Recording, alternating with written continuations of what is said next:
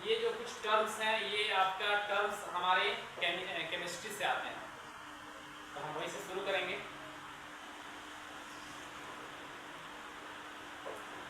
और तो आज हम लोग कुछ जो है केमिस्ट्री से रिलेटेड कुछ टर्म के बारे में बात करेंगे, उसका डेफिनेशन, उसका एग्जांपल पे बात करेंगे और लगभग चीज़ों को सिंपल ढंग से क्लियर करेंगे। सब सही है? तो पहला है इसमें केमिकल रिएक्शन, यानी कि रासायनिक अभिक्रिया। चीज़ें समझ में आएंगी ना तो बहुत आसान रहेगा इनको याद रखना लंबे समय तक और इससे रिलेटेड सवाल को सोल्व करना। केमिकल रिएक्शंस यानी कि रासायनिक अभिक्रिया। केमिकल रिएक्शन एक प्रकार का प्रोसेस है जिसमें कि दो रिएक्टेंट्स मतलब दो सब्सटेंस आपस में केमिकल रिएक्शन के साथ जुड़ते हैं और एक नया प्रोडक्ट बनाते हैं, एक नया सब्सटेंस बनाते हैं जिनको प्रोडक्ट बोलते हैं। सिंपल में chemical reaction is a process in which two substance yet or two reactants combine each other by the help of chemical reaction to form a product, a new product, जो कि chemical properties के हिसाब से अपने reactant से अलग होगा। Simple है, A में B को मिलाएंगे तो हमें C मिलेगा, तो C जो होगा ना वो केमिकली A और B से डिफरेंट होगा।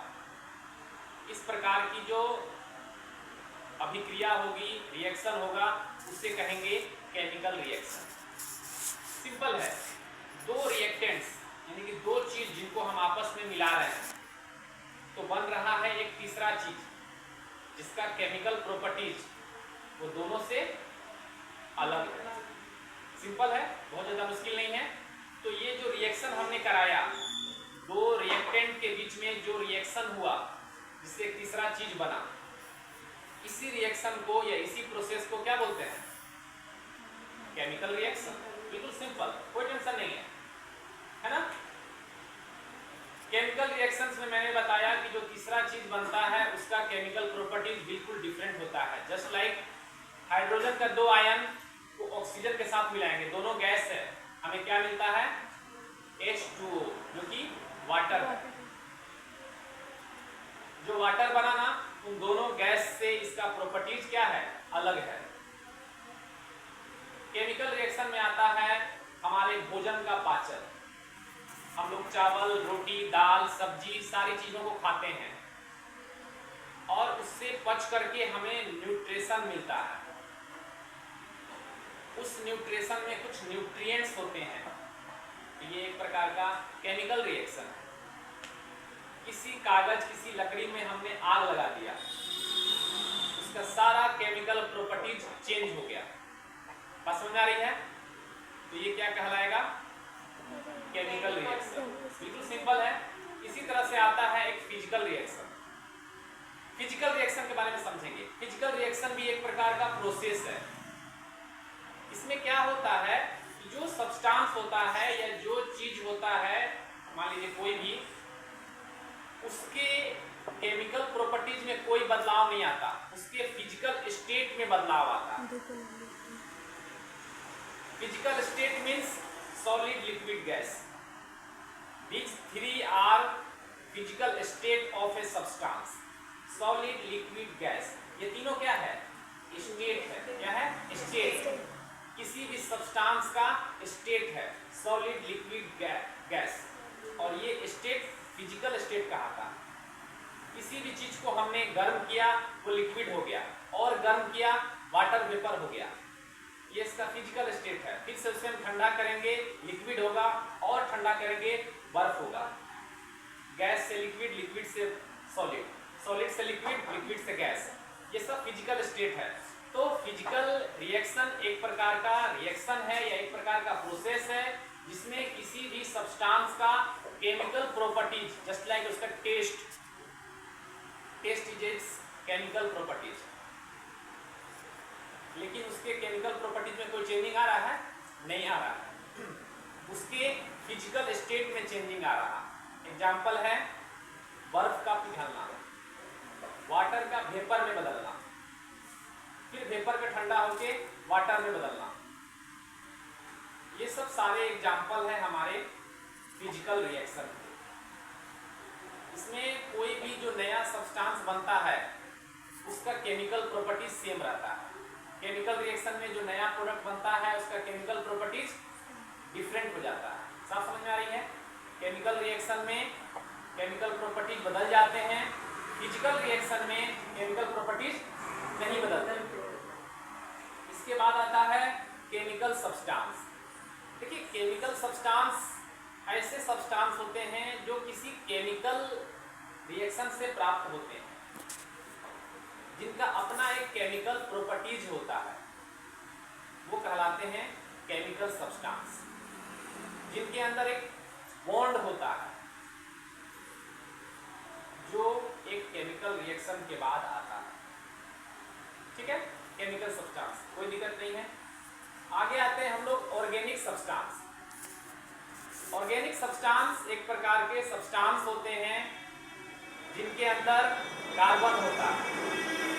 यूजुअली वो कार्बन हाइड्रोजन के साथ बॉन्डेड होता है और जो लिविंग थिंग से मिलता है। चीजें बिल्कुल सिंपल रखेंगे। ऑर्गेनिक सब्सटेंस एक प्रकार के सब्सटेंस हैं जिनमें कि कार्बन पाया जाता है और यूजुअली वो कार्बन हाइड्रोजन के साथ बॉन्ड होता है।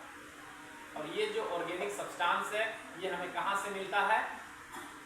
From living things,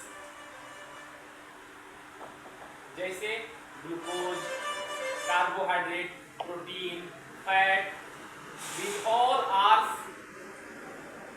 organic substance। Organic means जो लिविंग थिंग्स में या तो मिलता है या लिविंग थिंग्स के द्वारा बनाया जाता है। कुछ विटामिन है जैसे विटामिन डी, ठीक है, वो हमारा ऑर्गेनिक सब्सटेंस है। कैसे भाई? विटामिन डी सन के लाइट से जरूर मिलता है लेकिन उसको बनाने का काम हमारा स्किन करता है। Skin is a part of living things. ये हमारा पार्ट है, एक सजीव का पार्ट है। तो विटामिन डी हम लोग सिंथेसाइज किए हैं, विटामिन डी हमने बनाया by the help of sunlight, इसीलिए ये भी हो गया ऑर्गेनिक सब्सटेंस। अब आते हैं इनऑर्गेनिक सब्सटेंस। सीधे इसके उलट हम लोग देखेंगे। इनऑर्गेनिक सब्सटेंस ऐसे सब्सटेंस होते हैं जिसमें कार्बन नहीं होता, कार्बन हाइड्रोजन बॉन्ड नहीं होता, जो हमें नॉन लिविंग थिंग्स से मिलता है। कोई डाउट नहीं है, थोड़ा भी कोई टेंशन नहीं है, आसानी से बनाया जा सकता है। जैसे कुछ मिनरल्स, आयरन, कैल्शियम, नमक, वाटर, ये सब ऐसे सब्सटेंस है जिनका लिविंग थिंग्स से कोई लेना देना नहीं है। इनके अंदर कार्बन हाइड्रोजन बॉन्ड भी नहीं है ना, इसीलिए इन्हें बोलते हैं इनऑर्गेनिक सब्सटेंस। अब आते हैं एलिमेंट। एलिमेंट एक प्रकार का प्योर सब्सटेंस है। क्या है? Pure substance.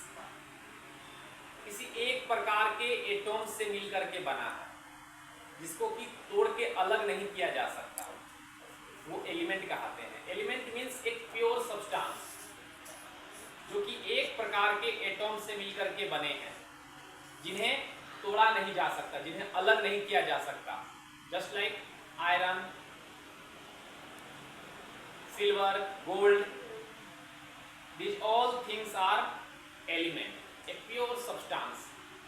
Element means a pure substance जो एक प्रकार के एटॉम से मिलकर के बने हैं, जिनको अलग नहीं किया जा सकता। वहीं कंपाउंड एक केमिकल रिएक्शन के कारण, एक केमिकल रिएक्शन के हेल्प से जब दो या दो से अधिक एलिमेंट आपस में जुड़ते हैं, एक केमिकल रिएक्शन होता है। इसके बीच में दो एलिमेंट्स के बीच में तो एक हमें जो मिलता है प्रोडक्ट, उसको मॉलिक्यूल्स पर इसको कंपाउंड बोलते हैं। दो एटॉम्स को हम केमिकल रिएक्शन कराते हैं तो एक प्रोडक्ट मिलता है। हमेशा दो चीज को मिलाएंगे तो तीसरा चीज मिलेगा ही मिलेगा। तो तीसरा जो मेरा प्रोडक्ट होगा वो कहाएगा कंपाउंड, और उसकी खासियत होगी कि उसका जो केमिकल कंपोजिशन होगा वो फिक्स होगा। जैसे H2O, NaCl, CO2। तो H2O जो पानी हो गया ना, उस पानी के किसी भी हिस्से को उठा लीजिए, उसमें आपको हाइड्रोजन और ऑक्सीजन का रेशियो 2:1 ही मिलेगा। ये फिक्स रेशियो है। हमें पानी बनाने के लिए हाइड्रोजन के 2 आयन और ऑक्सीजन के 1 आयन की जरूरत पड़ती है। तो जो मेरा पानी है, उस पानी के किसी भी हिस्से को उठा लेंगे, एक कटोरा ऊपर से निकाल लिए, नीचे से निकाल लिए, बीच से निकाल लिए, तो वो जो पानी है ना, उसमें हमारा हाइड्रोजन और ऑक्सीजन 2:1 के रेशियो में ही रहेगा। इसी को बोलते हैं फिक्स रेशियो, इसी को बोलते हैं। ऐसा रहता कि पानी उठा लिए ऊपर से, तो वहाँ हाइड्रोजन और ऑक्सीजन 2:1 है, और नीचे से उठा लिए, वहाँ पे हाइड्रोजन ऑक्सीजन 3:1 है, तो वो कंपाउंड कहा था? नहीं कहा था। कंपाउंड का मतलब ही है कि जब दो एलिमेंट्स आपस में एक दूसरे के साथ केमिकल रिएक्शन के साथ बॉन्ड होते हैं, और साथ ही साथ उनका जो रेशियो होता है वो क्या होता है? फिक्स। बिल्कुल सिंपल है, उनका रेशियो क्या होता है? फिक्स होता है। Very good. कंपाउंड के बाद अब आता है सब्सटेंस। तो देखिए, सब्सटेंस एक प्रकार का मैटर होते हैं। सब्सटेंस एक प्रकार के मैटर्स हैं, ऐसे मैटर्स हैं जिसमें आपको की एलिमेंट्स भी आते हैं, जिसमें आपके कंपाउंड भी आते हैं। इसका खासियत क्या है? इसका कंपोजिशन भी फिक्स होता है और ये यूनिफॉर्म होते हैं। क्या होते हैं? यूनिफॉर्म होते हैं। यूनिफॉर्म का मतलब हो गया कि किसी भी चीज को यहाँ से यहाँ तक देख लीजिए, कहीं से छोटा सा टुकड़ा काट दीजिए, यहाँ से अलग कर दीजिए, यहाँ से अलग कर दीजिए, सारे जगह में जो कंसंट्रेशन है वो क्या है? फिक्स है। इसी को कहते हैं यूनिफॉर्म। यहाँ से यहाँ तक की बनावट बिल्कुल एक समान है, अलग नहीं है। जो चीजें जितनी मात्रा में यहाँ है, वही चीजें उतनी मात्रा में यहाँ है, उसको हम लोग कहते हैं सब्सटेंस। इसमें भी आपका एग्जांपल आ जाएगा, H2O आ जाएगा, CO2 आ जाएगा, NaCl आ जाएगा। All these are also a substance. बिल्कुल टेंशन नहीं है, एकदम आसानी से इस चीजों को समझना है ना। सब्सटेंस के बाद आता है एटम। एटम जिसको हम लोग परमाणु बोलते हैं। परमाणु जो होता है किसी भी सब्सटेंस का स्मॉलेस्ट यूनिट है। एक छोटा सा टुकड़ा है किसी भी सब्सटेंस का, सबसे छोटा टुकड़ा, मतलब उससे छोटा नहीं किया जा सकता। Atom is a smallest part of element. बात समझ लीजिए, उससे छोटा नहीं हो सकता। हमने एटॉम्स को भी तोड़ दिया, उसमें इलेक्ट्रॉन है, प्रोटॉन है, न्यूट्रॉन है, लेकिन उस तीनों को जब अलग करेंगे तो वो प्रॉपर्टीज हमें एलिमेंट में नहीं मिलेगी। बात समझिए, हमने पढ़ा है कि मानव शरीर जो है उसकी इकाई कोशिका है। The smallest functional and structural unit of human body cell. तो ऐसा नहीं कि सेल को हमने तोड़ा नहीं, सेल को साइटोप्लाज्म में, न्यूक्लियस तोड़ा, लेकिन सेल ही एक सर्वाइवल है। सेल ही एक ऐसा छोटा सा यूनिट है जिसमें इस पूरे मानव शरीर का गुण पाया जाता है। सारी चीजें इसके अंदर घटित होती हैं। आप समझ रहे हैं? एक सेल होता है ओवम, एक सेल होता है स्पर्म, दोनों मिल करके वन सेल बनता है जाइगोट। आप समझ रहे हैं? ओवम स्पर्म दोनों सिंगल सेल है, लेकिन दोनों मिलके जो बनता है zygote is also a single cell, है ना। दो सेल आपस में मिल करके एक फर्टिलाइज एग बनाते हैं, जिसको हम लोग जाइगोट बोलते हैं। वो क्या है? Single cell. वही है हमारी structural and functional unit.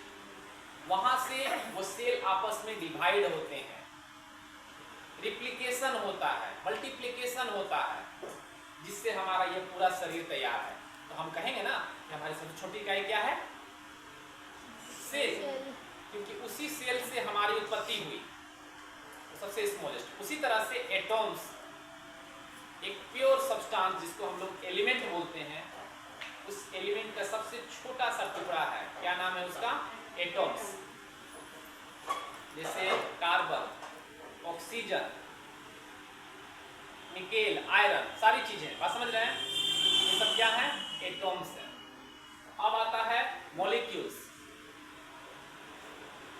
Molecules क्या है कि जब दो या दो से ज्यादा एक तरह के या अलग तरह के केमिकली एक दूसरे से जुड़ते हैं।